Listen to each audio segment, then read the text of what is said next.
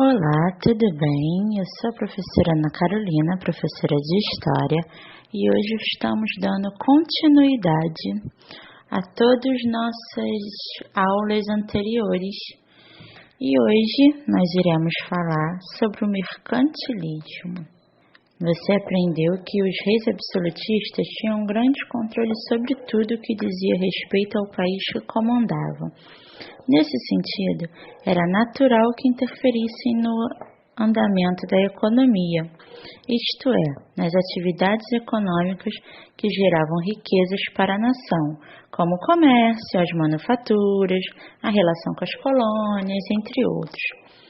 Essa interferência permitia ao governo representado pelo monarca controlar o preço dos produtos, a produção de cada mercadoria, os países com quais deveriam comercializar, a cobrança dos impostos, a moeda, o sistema de pesos e medidas, etc.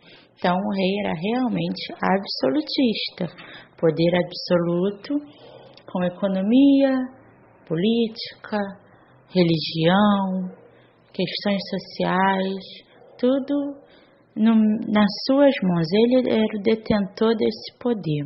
E como a gente está falando de reis absolutistas, nesse momento nós vamos estudar a política econômica desses reis absolutistas. E essa política econômica foi dado o nome de mercantilismo. O mercantilismo era constituído de um conjunto de práticas econômicas promovidas pelos estados modernos europeus, a fim de gerar e acumular riqueza, com o intuito de aumentar cada vez mais seu poder econômico. Muitos desses países entraram em conflito, pois acreditavam que a riqueza de uma nação dependia do empobrecimento do outro.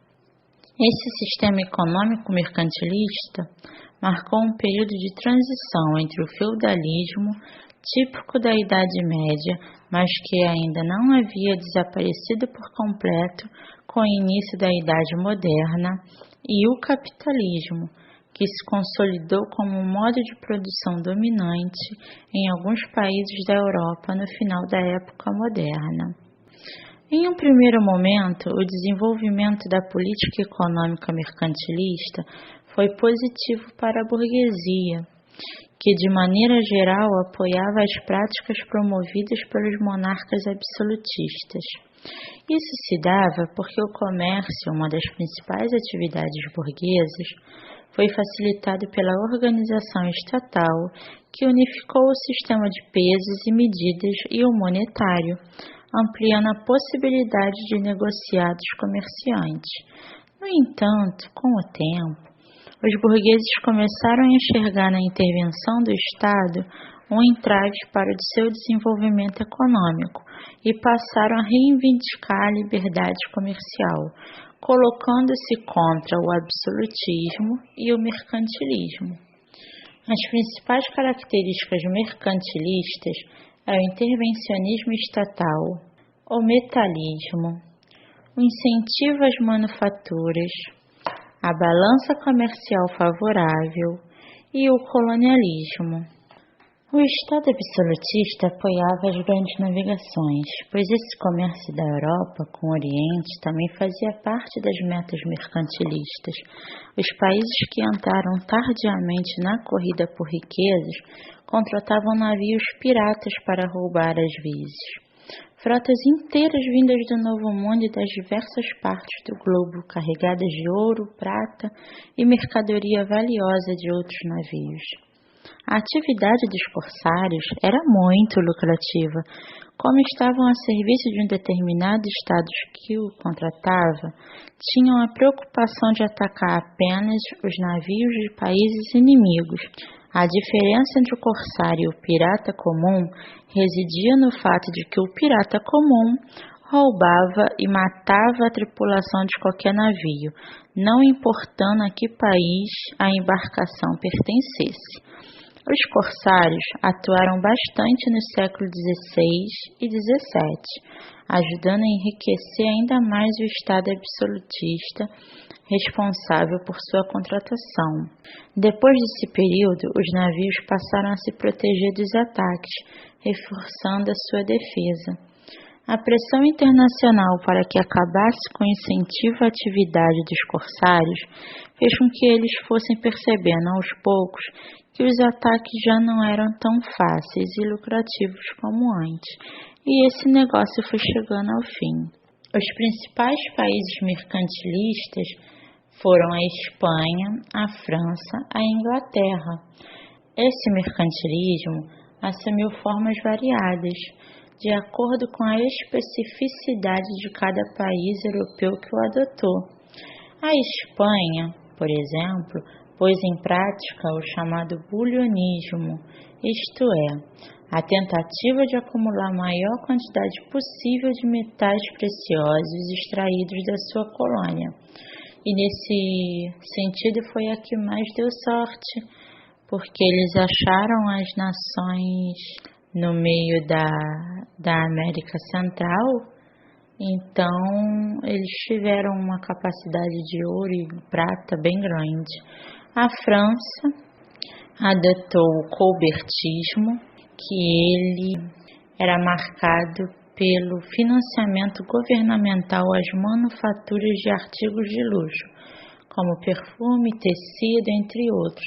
A França vendia seus produtos de luxo para outros países europeus e a partir dessa venda ela lucrava mais. E a Inglaterra, que foi o outro país mercantilista, ela se destacou com construção naval e o comércio. Ela incentivava a construção de navios, que era uma necessidade na época, e o comércio em outros países. A Inglaterra ela era uma intermediadora comercial. Ela começou a comprar produtos, vender produtos para outras pessoas. Ela fazia o transporte desses produtos. Então, para isso, ela era bem destacada. Nesse sentido, a gente pode ver que o mercantilismo firmou-se como uma organização econômica dos estados modernos e que, a partir do controle dos reis absolutistas sobre as atividades financeiras de seus reinos, o absolutismo foi a base política desse período. Baseado em um sistema que variava de acordo com as características locais, o mercantilismo simbolizou o retorno da importância do comércio, atividade pouco praticada no período medieval, no qual predominava a agricultura, e sua propagação no âmbito mundial, especialmente a partir da expansão marítima dos séculos XV e XVI.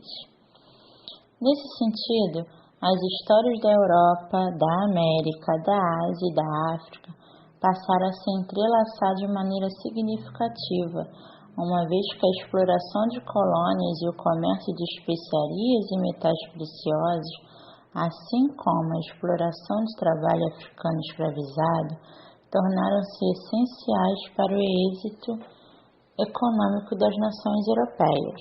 O que isso significa? Significa que a partir desse mercantilismo e de toda a intervenção das nações europeias, nós entramos em um novo período chamado Grandes Navegações, que é assunto para uma próxima aula. E a partir dessas grandes navegações que nós tivemos o descobrimento da América, o descobrimento do Brasil, a busca de mão de obra africana, a dobrada do périplo africano, que são matérias e são assuntos de umas outras aulas. Essa importância do mercantilismo é que vocês não podem esquecer, não podem deixar de pensar que o mercantilismo foi só uma política econômica. Não, ele foi mais que uma política econômica. A partir do mercantilismo, nós tivemos uma mudança grandiosa no cenário europeu e da América também. Vamos ficando por aqui. Na próxima aula começaremos a ver as grandes navegações. Espero que vocês façam todas as atividades Dão uma olhada nas atividades online, dão uma olhada nas atividades do livro, façam seus exercícios, deixem suas dúvidas e até a próxima aula. Beijo, beijo, tchau, tchau.